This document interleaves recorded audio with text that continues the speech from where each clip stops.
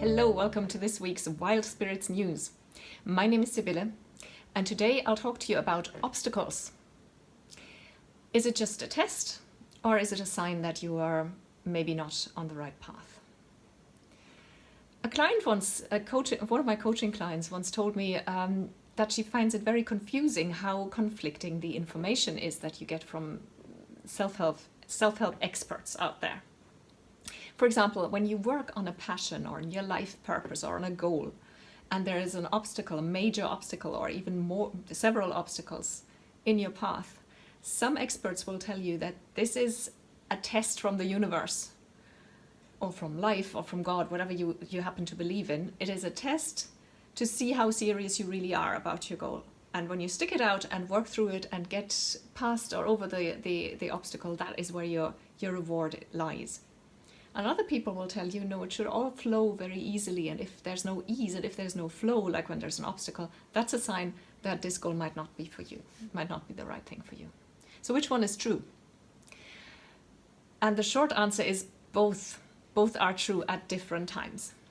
The rub is trying to learn how to tell the difference. When is it time to give up because it's just not right for you?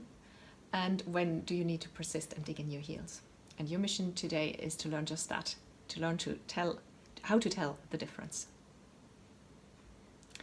Task number 1 is called check your alignment. No matter whether it's a passion, a goal, or your life purpose, they should be aligned with your lifestyle and with how you choose to live your life. I'll give you an example. If you have a family with young children and one of your main values or one of your goals is to spend a lot of quality time with your children, then maybe you shouldn't set the goal that your life, or you shouldn't decide that your life purpose is something that involves a lot of travel, that you're always away. Of course it's possible, and there are people who do combine the two, but with lots of quality time and lots of being away, you can see where that can be a bit difficult.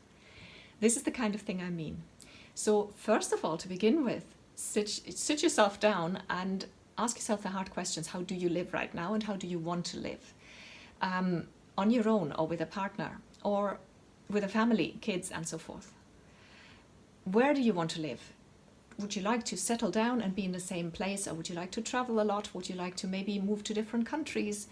And your life purpose, your goals should be aligned with this lifestyle. Task number 2 is called feel your way around the obstacles. Now, this bit requires you to already know yourself fairly well.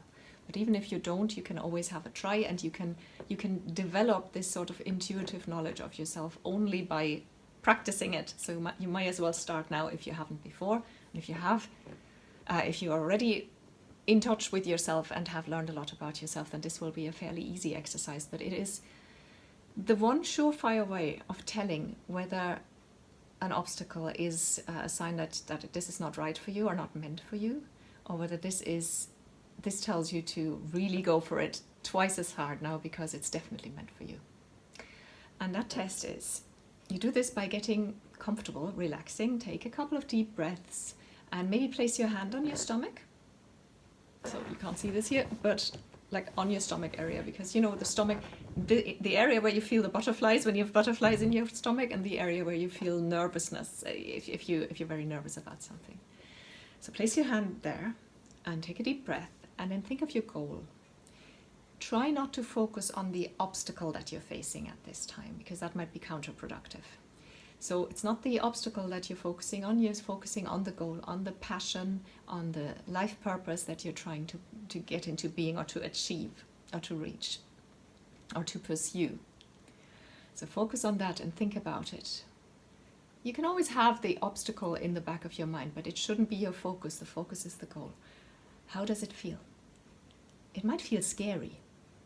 That's not a bad sign. You need to go deeper. You need to feel a little more. You need to differentiate a little more. If it's scary, or if this obstacle is really heavy on you, how does it feel in your stomach? Does it feel scary and heavy and expansive in a way that you go, oh, this is so exciting. This goal would be so amazing. This really is my purpose. But it's so scary. I'm so scared. But oh my God, if that happened, that would be fantastic. Or does it feel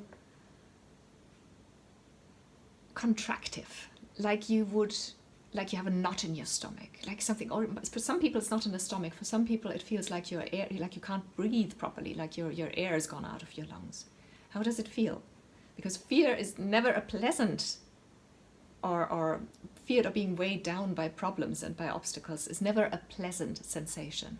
But I want you to dig deeper and see whether it's unpleasant but expansive, or whether it's unpleasant and restrictive. And there is your difference, there is your answer. If it feels unpleasant and restrictive, that could be a sign that it really isn't meant for you. Dig a little deeper, look into what I talked about in task 1. Is this really aligned with your life, with your values, with what you believe in, all these things? And you might want to adjust there. If it does still feel expansive and exciting and like you really want this, then you know this obstacle is indeed just a test of your mettle, of how serious you really are about it, achieving this. And it is time now for you to really show life, God, the universe, whoever you believe in, whatever your beliefs might be, to really show life what you are made of, and to, as they say, to adjust your crown and go for it. And that is really all there is to it. Just learn this simple process. I use it all the time. And over time, you get so familiar with yourself and your own reactions that it'll become really easy to tell. Task number 3 is, as usual, let me know. Have you ever worked with your intuition before in that sense, especially with a part of your intuition that manifests in your body? I'd love to know. Hit the reply button on the email that you got linked to the video with and email me. I will email back, I promise. If you didn't get the link to the video in an email, that means you're not part of the Wild Spirits community yet, and you should join us. Go to wildspiritscoaching.com and fill in a little form there. You can also do the free life audit on that page. When you fill in the form at the end of the life audit, one of the things that happen is that you get subscribed to Wild Spirits News.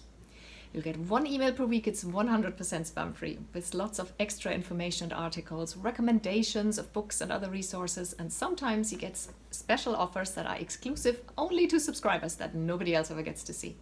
So go to wildspiritscoaching.com and subscribe. You can also Google Wild Spirits Coaching. That'll get you to the website as well. Thank you for watching.